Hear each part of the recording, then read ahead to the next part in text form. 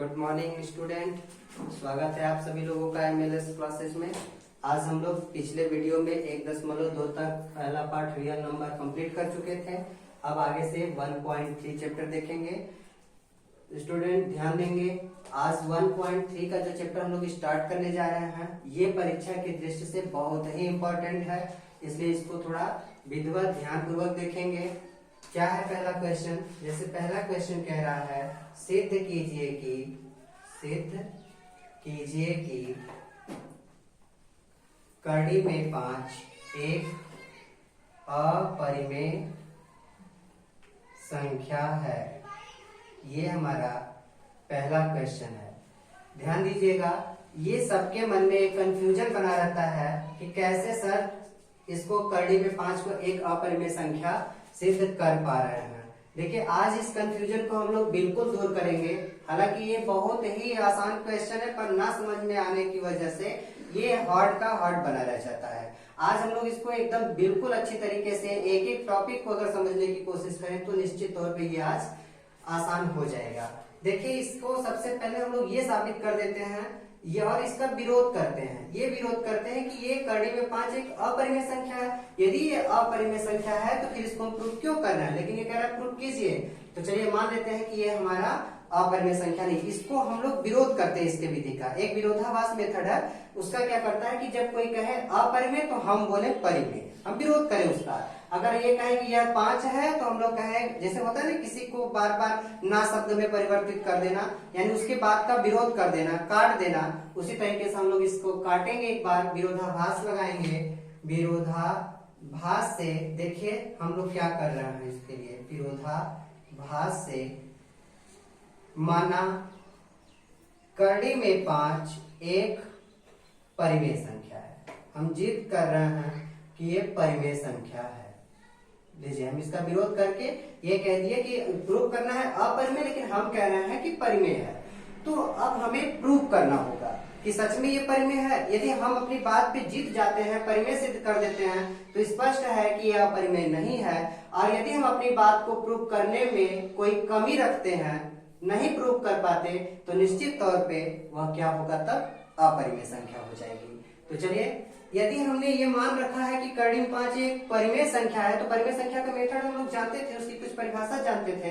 इसे हम a by B के रूप में लिखते हैं, जहां b is not equal to 0 होता है तथा a और b का एक सहअभाज्य गुणनखंड भी होता है। तो चलिए मान लेते हैं कि कड़ी में 5 खासतौर से परिमेय संख्या की एक अलग पहचान यह है कि वह भिन्न के रूप में लिखी होती है। चलिए हम लिख लेते हैं इसको a बाई बी, जहां a b से a व b एक सहअभाज्य संख्या है तथा b is not equal to 0। देखिएगा ध्यान से, हमें ये टॉपिक पे ही हमको इसको प्रूव करके हम दिखा देंगे। ये बहुत ही इंपॉर्टेंट चीज लिख दिए हैं, इसको ही ध्यान में रख करके हम अपने क्वेश्चन को अच्छी तरीके से हल कर पाते हैं। a व b एक सहअभाज्य का मतलब आप लोग जानते होंगे, हम संख्याओं में क्लियर कर चुके हैं। सहअभाज्य संख्या वह संख्या होती है, जैसे मान लेते हैं a, b, इन दोनों का कोई एक ही गुणनखंड एक हो, या तो ये स्वयं से कटे या तो फिर इसका कोई एक गुणनखंड हो, कोई इसका दूसरा गुणनखंड नहीं होगा। जैसे देखें 4, 9, ध्यान से देखिएगा, हम 4 को 2 से काट रहे हैं, 2 दूना का 4, पर वही 2 इस 9 को नहीं काट पा रहा है। इसको काटने के लिए एक अलग संख्या 3 लाया जा रहा है, 3 3 का 9, ऐसा है। तो ये हमारा दोनों एक दूसरे के लिए क्या है? सहअभाज्य संख्या है। अब हम देखते हैं एक बात और, यदि सहअभाज्य अगर यही संख्या एक 4 हो जाए और एक 6 हो जाए थोड़ी देर के लिए, तो 2 एक ऐसी संख्या है जो 4 को भी काट देगा और 6 को भी डिवाइड कर देगा, अर्थात तब यह सहअभाज्य संख्या नहीं कहलाएगी। तो आप सहअभाज्य का मतलब समझ पा रहे हैं? तो हम जानते हैं कि यदि ये a बाई बी के रूप में हम इसको लिख दिए, a व b एक सहअभाज्य संख्या है, तो जहां b is not equal to 0, तो ध्यान में रखेंगे कि a व b को कोई एक ऐसी संख्या जो दोनों को काट ना सके। ये बात को दिमाग में रखे रहेंगे, तब हल करेंगे। चलिए हम आगे हल करते हैं। इस पे लास्ट में चर्चा किया जाएगा। आगे कड़ी में 5 is equal to a by b, तो क्या करते हैं, दोनों पक्षों का वर्ग करते हैं। ऐसे दोनों पक्षों का वर्ग करने पर जब दोनों पक्षों का वर्ग करते हैं तो कड़ी में 5 का square a square upon b square, हल करें तो कड़ी खत्म, 5 a square upon b square, फिर ये पूरा कर दें, 5b square is equal to a square, b square is equal to a square upon 5। Equation number first. यहाँ पे थोड़ी सी एक बात समझिए, देखिए जैसे हम मान लेते हैं कि कोई हमारे पास ए स्क्वायर की एक संख्या ले लेते हैं 25, ये 5 का भी वर्ग है, ऐसे 5 का वर्ग मान लेते हैं 25 है, ये 5 से हम इसमें भाग दे रहे हैं। अगर हम 5 में 25 का भाग दे रहे हैं तो भाग चला जा रहा है थोड़ी देर के लिए। इसी 25 को हम 5 का वर्ग में 5 लिखें और इस 5 को छोड़ करके कट करें तो कट रहा है कि नहीं कट रहा है। कहने का मतलब जब हम ए स्क्वायर में 5 का भाग दिए तो हमारे पास एक रिजल्ट आया बी स्क्वायर। देखिए ए स्क्वायर में जब हम 5 का भाग देते हैं तो रिजल्ट आता है बी स्क्वायर। किस प्रकार से, जैसे 25 में यदि हम 5 का भाग दें तो 5 आता है, उस तरीके से। तो अब हम कह सकते हैं कि ए स्क्वायर में 5 का भाग चला जा रहा है और रिजल्ट आ रहा है बी स्क्वायर।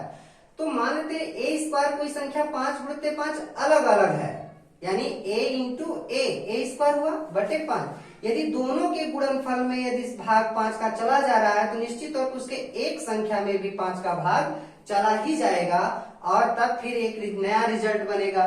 तो हम कह सकते हैं कि ए स्क्वायर में यदि 5 का भाग गया, बी स्क्वायर आया, तो जिस प्रकार से ए स्क्वायर 5 से विभाजित है उसी प्रकार से ए भी 5 से विभाज्य है। तो क्या यहाँ आप लिखेंगे लाइन कि जहां ए स्क्वायर 5 से विभाज्य है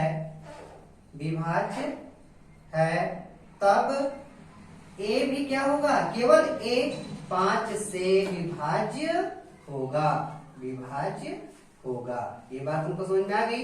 तो देखिए ए का तो एक विभाज्य संख्या 5 मिल गया। अब हम आगे चलते हैं बी स्क्वायर को भी देखते हैं, क्या बी भी हमारा विभाज्य संख्या है। तो उसके लिए क्या करेंगे, माना या लिखेंगे समीकरण 1 में a is equal to 5k रखने पर तो क्या आ जाएगा, देखिए समीकरण 1 में रखना है B square is equal to A की जगह पे 5k, तो स्क्वायर है तो हो जाएगा, या लिख करके तब करते हैं अपान 5, तो रिजल्ट आ रहा है B square is equal to 5 × 25 k square upon 5। B square का रिजल्ट आया 5k स्क्वायर बटे, बस 5k स्क्वायर भाग दे दिया हम इसमें तो 5k स्क्वायर आया, जहां k square is equal to b square upon 5। अब देखिए समझिए, जैसे a स्क्वायर में हम 5 से भाग दिए तो b स्क्वायर आया, उसी प्रकार b स्क्वायर में हम 5 का भाग दे दिए तो क्या आ गया, k स्क्वायर। अर्थात स्पष्ट है कि जब a स्क्वायर 5 से विभाज्य है तब a 5 से विभाज्य होगा, तब उसी प्रकार b स्क्वायर यदि 5 से विभाज्य है तो b भी 5 से विभाज्य होगा। अर्थात 5 b 5 से विभाज्य होगा।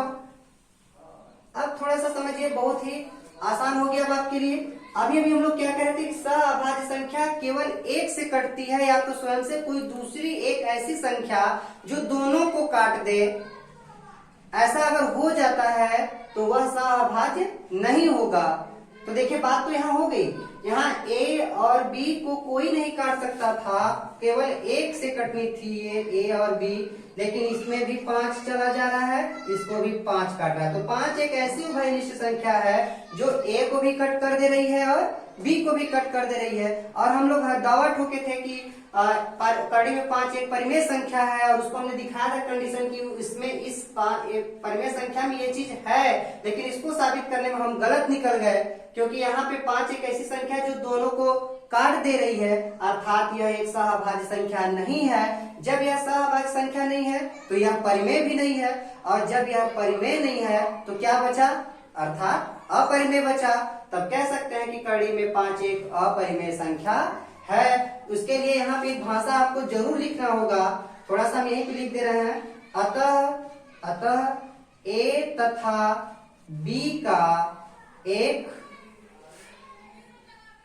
ए तथा बी दोनों ही 5 से विभाज्य है, 5 से विभाज्य है, अर्थात ए कॉमा बी सहअभाज्य संख्या नहीं है, सहअभाज्य संख्या नहीं है। तब कड़ी में 5 एक अपरिमेय होगा, अपरिमेय संख्या होगी। ठीक है, तो इस तरीके से देख करके हम इस वीडियो को अपना कंफ्यूजन दूर कर लेंगे। और इसके बाद यदि कोई और भी क्वेश्चन अगर इसी रिलेटेड हो, जैसे कड़ी में 3, कड़ी में 7, इस तरीके की संख्याएं हैं, तो ध्यान दीजिएगा। इस सवाल को अपरिमेय सिद्ध करने के लिए इसका विरोधाभास विधि से हम इसका विरोध करते हैं परिमेय में, और परिमेय प्रूव करते करते यदि नहीं कर पाते हैं तो निश्चित तौर पे ये अपरिमेय संख्या है। इस तरीके से आप स्टेप बाय स्टेप आप उसको भी हल कर सकते हैं। अगला देखेंगे 1.3 का ही नेक्स्ट क्वेश्चन। दूसरा, सिद्ध कीजिए कि 3 + 2 कड़ी में 5 एक अपरिमेय संख्या है। आ गई वही बात। तो सबसे पहले हम इसको हल करने का एक आपको फार्मूला दे देते हैं, उसको दिमाग में रखिएगा हमेशा कि जब कोई एक अपरिमेय संख्या दिख रही हो, वह उसकी एक अपरिमेय संख्या का या तो किसी संख्या से गुणा किया गया हो, या उसके साथ कोई एक संख्या जुड़ी हो या माइनस की गई हो, तो उससे प्राप्त जो भी संख्या बनेगी वह एक अपरिमेय संख्या ही होगी। कैसे? जैसे देख रहे हैं, 2 कड़ी में 5 को हम लोग पीछे चेक कर चुके हैं और सॉल्व भी कर लिए हैं कि देख रहे हैं कि अपरिमेय है, उसके साथ 2 का गुणा हुआ है और +3 जुड़ा हुआ है, तो पूरा बन गया एक संख्या 3 + 2 कड़ी में 5। तो ये अपरिमेय है। लेकिन कैसे है इसको प्रूफ करके देख लेते हैं। चलिए देखिए, वही विरोधाभास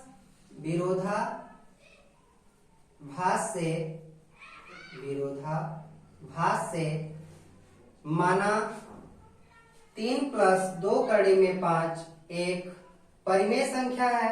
वही मेथड लगाएंगे जैसे कर रहे थे, परिमेय संख्या है। तो 3 + 2 कड़ी में 5 को हम क्या करेंगे तब, जब ये परिमेय संख्या तो ये बाई बी, अर्थात आप जानते हैं अंश बटे हर के रूप में लिखा होना चाहिए, जहां ए व बी एक सहअभाज्य संख्या है, अभाज्य संख्या है, जहां b is not equal to 0। ये देख पा रहे हैं। तो चलिए आगे हम करते हैं। 2 कड़ी में 5 a/b, अगर इस 3 को पीछे पक्षांतर करें तो -3 और 2 से भाग दे दें दोनों पक्षों में, तो कड़ी में 5 a/2b -3/2, इस 2 से दोनों में भाग दे दिए। जैसे हम यहाँ से 2 को दोनों पक्षों में इधर इस साइड वाले पक्ष में भाग दे दिए। आप जैसे भी भाग देते हो वैसे भी कर सकते हैं।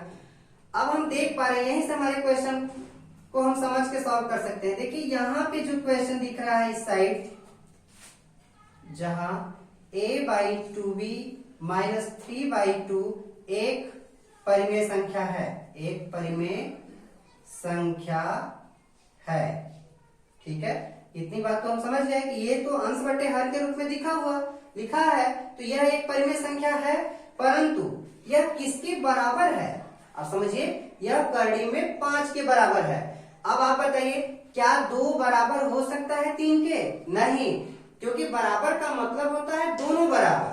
अगर एक परिमेय है तो ये भी परिमेय संख्या दिखे, अगर ये अपरिमेय है तो यह भी अपरिमेय संख्या दिखे। लेकिन यहाँ पे क्या हुआ है, एक करड़ी वाला अपरिमेय दिख रहा है और इसको हम कह रहे हैं कि परिमेय संख्या है। तो निश्चित तौर पे एक परिमेय संख्या अपरिमेय संख्या के बराबर नहीं हो सकती। तो हम पीछे, अब हम ये कहें कि ये परिमेय है तो इसी को परिमेय मान लेते हैं। हमारे मान लेने से कुछ नहीं होगा, क्योंकि हम पिछले वाले क्वेश्चन में देख चुके हैं कि जहां तथा कड़ी में 5 एक अपरिमेय संख्या है, हम लोग पीछे प्रूव कर चुके हैं, अपरिमेय संख्या है, तो निश्चित तौर पे एक अपरिमेय वाले को परिमेय के बराबर कह के परिमेय कहना उचित नहीं है, बल्कि ये है कि जब हम जानते हैं कि कड़ी में 5 एक अपरिमेय संख्या है, तो यह किसी संख्या के बराबर हो जाए तो उसे भी अपने ही रूप में ले लेता है, अर्थात अपरिमेय रूप में ले लेगा। तब लिखेंगे कि 3 + 2 कड़ी में 5 एक अपरिमेय संख्या है, अपरिमेय संख्या है। तो एक तो ऐसे हो गया। और यदि आपको आप समझ लीजिए कहीं पे भी अगर आपको दिखा कोई क्वेश्चन और बहुविकल्पी में ये पूछे कि सिर्फ इतना बताइए कि ये परिमेय है कि अपरिमेय, तो आप वहां बड़े आसानी से कह सकते हैं कि कोई अपरिमेय संख्या का गुणा किसी अन्य संख्या के साथ हुआ हो या उसके साथ कोई और संख्या जुड़ी हो या माइनस की गई हो, तो जो रिजल्ट देता है वह प्राप्त रिजल्ट एक अपरिमेय संख्या होगी। तो इस तरीके से इस क्वेश्चन को समझ लिए। अब हम स्टेप बाय स्टेप क्वेश्चन लगा रहे हैं। पहला देखिए, आप दूसरा देखिए, अब हम तीसरा भी दिखाएंगे आपको। चलिए ये देखिए आपका है तीसरा क्वेश्चन। सिद्ध कीजिए कि निम्नलिखित संख्याएं अपरिमेय हैं। 3 संख्याएं दिया हुआ है। पहला 1/√2, 7√5, 6 + √2, ये क्या अपरिमेय संख्या है? तो हम देख रहे हैं अपरिमेय है, पर प्रूव करते हैं। देखिए 1/कर, अब आप लोग को और एक ट्रिक दे रहा है इसको प्रूव करने का। जैसे भी दूसरा क्वेश्चन हम लोग लगाए थे कि एक जगह √5 = a/2b - 3/2 ला दिए थे। ऐसा किए थे कि एक पक्ष में केवल ओनली अपरिमेय संख्या को लाके खड़ा कर दिए थे, जिसको हम प्रूव कर चुके थे, ओनली अलग से कर चुके थे कि यह अपरिमेय है, उसको एक साइड में ला करके खड़ा कर दिए थे हम। तो समझ पा रहे थे कि बाकी किसी संख्या के साथ यदि इक्वल है तो अपरिमेय ही है, ऐसा कर चुके थे। तो अब हम एक काम करते हैं, इस क्वेश्चन में भी वही काम करेंगे, इन सब क्वेश्चन में वही काम करेंगे कि कोशिश करेंगे कि इसको विरोधाभास से सॉल्व करें, लेकिन करते करते एक पक्ष में ऐसी संख्या लाके खड़ा कर दे जो ऑलरेडी हम प्रूव कर चुके हैं कि अपरिमेय है। जैसे √2 लाके खड़ा कर दे, √3 लाके खड़ा कर दे, 5, √7, ऐसी संख्या इज इक्वल के। और बाकी अगर अलग से कुछ भी हो उससे मतलब नहीं है। जब ये हमारा हुआ कोई अपरिमेय संख्या के बराबर कोई संख्या है तो ऑलरेडी अपरिमेय है। तो चलिए देख लेते हैं। माना ये a/b है, किससे? विरोधाभास से। यहां शुरू में लिखेंगे कि विरोधाभास से 1/2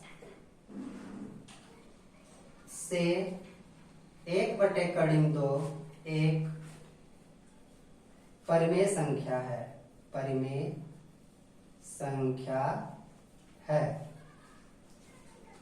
तब 1/2 a/b, जहां a व b एक सहअभाज्य संख्या है, b ≠ 0।